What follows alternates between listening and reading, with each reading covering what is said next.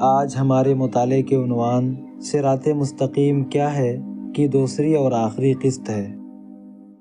اعوذ باللہ من الشیطان الرجیم، بسم اللہ الرحمن الرحیم۔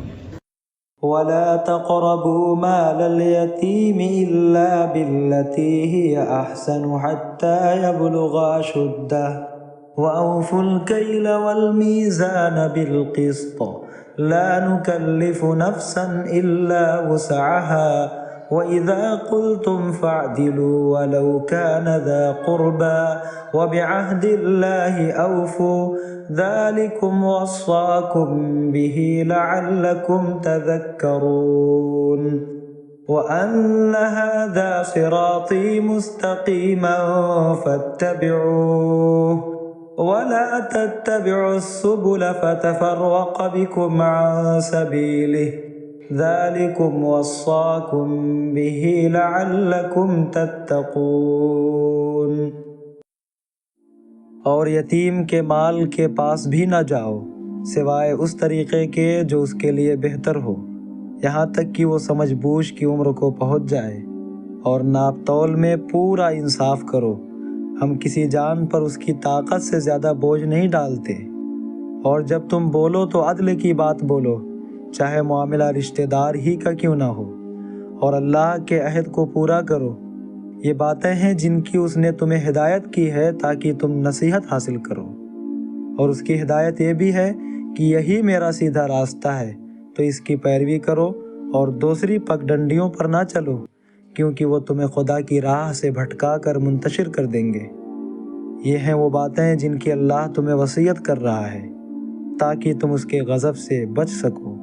سورۃ الانعام آیت نمبر 152 153۔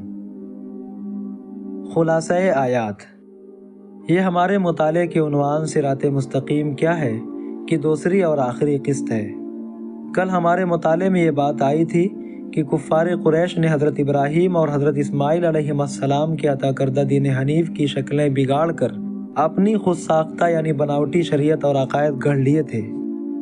ان آیت میں اللہ تعالیٰ نے بتایا ہے کہ وہ کیا چیزیں ہیں جو اصل میں حرام و ناجائز ہیں۔ آخر میں آیت 153 میں ان باتوں پر عمل کو صراط مستقیم قرار دیا ہے، اور ان کے علاوہ دیگر تمام راستوں کو گمراہی کی پگڈنڈیاں قرار دے کر ان پر چلنے سے روکا ہے۔ ان آیات میں اصولی طور پر کل 10 باتیں بیان کی گئی ہیں، جن میں سے پہلی قسط میں ہم 5 باتوں کا مطالعہ کر چکے ہیں۔ آج انشاءاللہ بقیہ 5 باتوں کا مطالعہ کریں گے۔ ان آیات میں جو چھٹی بات بیان کی گئی ہے وہ ہے ناحق مال یتیم کھانے سے پرہیز۔ وَلَا تَقْرَبُوا مَالَ الْيَتِيمِ إِلَّا بِالَّتِي هِيَ أَحْسَنُ حَتَّى يَبْلُغَ أَشُدَّهُ، اور یتیم کے مال کے پاس بھی نہ جاؤ سوائے اس طریقے کے جو اس کے لیے بہتر ہو، یہاں تک کہ وہ سمجھ بوجھ کی عمر کو پہنچ جائے۔ وضاحت۔ یہ انسانی نفسیات ہے کہ وہ کمزور کے ساتھ جو چاہے زیادتی کر دیتا ہے، خاص کر کوئی یتیم زیر سایہ ہو تو اس کی مجبوری کے بنا پر اس کا مال ہڑپ کر جانا بہت آسان ہوتا ہے۔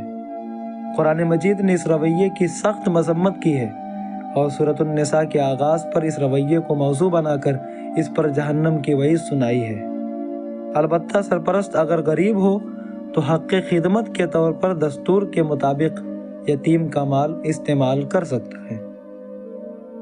ان آیات میں جو 7ویں بات بیان کی گئی ہے وہ ہے ناپ تول میں کمی کرنے کی ممانعت۔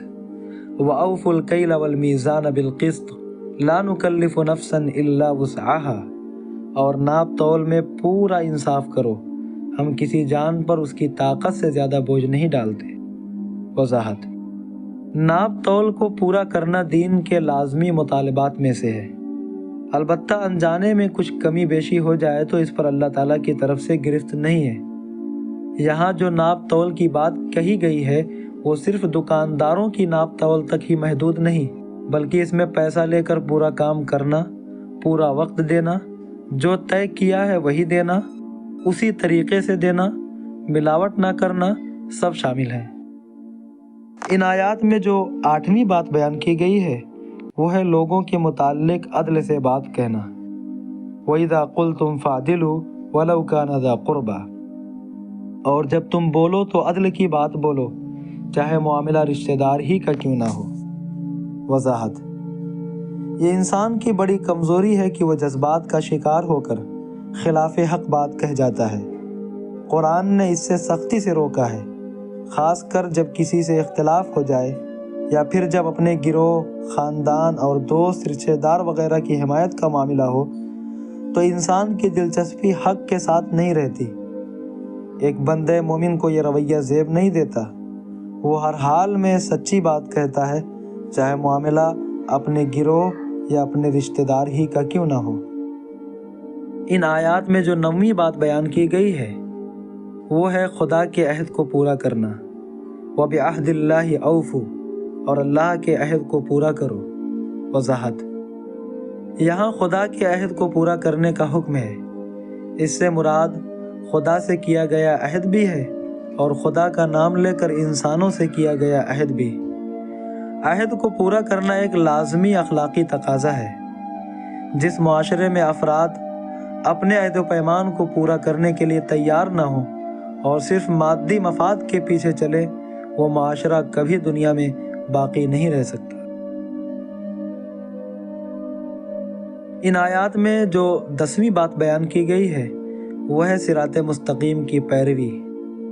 وَأَنَّ هَذَا صِرَاطِي مُسْتَقِيمًا فَاتَّبِعُوهُ وَلَا تَتَّبِعُوا السُّبُلَ فَتَفَرَّقَ بِكُمْ عَنْ سَبِيلِهِ، اور یہ کہ یہی میرا سیدھا راستہ ہے تو اس کی پیروی کرو اور دوسری پگڈنڈیوں پر نہ چلو، کیونکہ وہ تمہیں خدا کی راہ سے بھٹکا کر منتشر کر دیں گے۔ وضاحت: اس آیت میں اللہ تعالیٰ نے یہ واضح کر دیا ہے کہ سورۃ الانعام آیت 151 اور 152 میں جو کچھ بتایا گیا ہے وہی صراط مستقیم ہے، اور جو دوسروں کے مقرر کردہ راستے ہیں وہ سر تاسر گمراہی ہیں۔ ان آیات میں جو کچھ بیان کر دیا گیا وہی اصل دین ہے۔ باقی جو کچھ قرآن نے کسی حکم کے تحت بیان کیا ہے تو وہ سب اسی صراط مستقیم کی تفصیلات ہیں۔ یہی وہ صراط مستقیم ہے جس پر چلنے کی دعا ہر نماز میں سورہ فاتحہ میں کی جاتی ہے۔ حضرت عبداللہ ابن مسعود سے روایت ہے کہ رسول اللہ صلی اللہ علیہ وسلم نے ہمارے سامنے ایک لکیر کھینچی اور فرمایا، یہ اللہ کا راستہ ہے۔ پھر اس لکیر سے دائیں بائیں مختلف لکیریں کھینچی اور فرمایا، یہ مختلف راستے ہیں، ان میں سے ہر راستے پر ایک شیطان بیٹھا ہے اور لوگوں کو اس راستے کی طرف بلا رہا ہے۔ اس کے بعد رسول اللہ صلی اللہ علیہ وسلم نے آیت پڑھی، وَأَنَّ هَذَا صِرَاطِي مُسْتَقِيمًا فَاتَّبِعُوهُ وَلَا تَتَّبِعُوا السُّبُلَ فَتَفَرَّقَ بِكُمْ عَنْ سَبِيلِهِ ذَلِكُمْ وَصَّاكُمْ بِهِ لَعَلَّكُمْ تَتَّقُونَ، اور یہ کہ یہی میرا سیدھا راستہ ہے تو اس کی پیروی کرو اور دوسری پگڈنڈیوں پر نہ چلو، کیونکہ وہ تمہیں خدا کی راہ سے بھٹکا کر منتشر کر دیں گے۔ یہ ہیں وہ باتیں جن کی اللہ تمہیں وصیت کر رہا ہے تاکہ تم اس کے غضب سے بچ سکو۔ مسند احمد حدیث نمبر 4142۔ الحمدللہ، آج ہمارا یہ عنوان مکمل ہوا۔ اللہ ہمیں قرآن کے بتائے ہوئے صراط مستقیم پر چلنے کی توفیق دے، آمین۔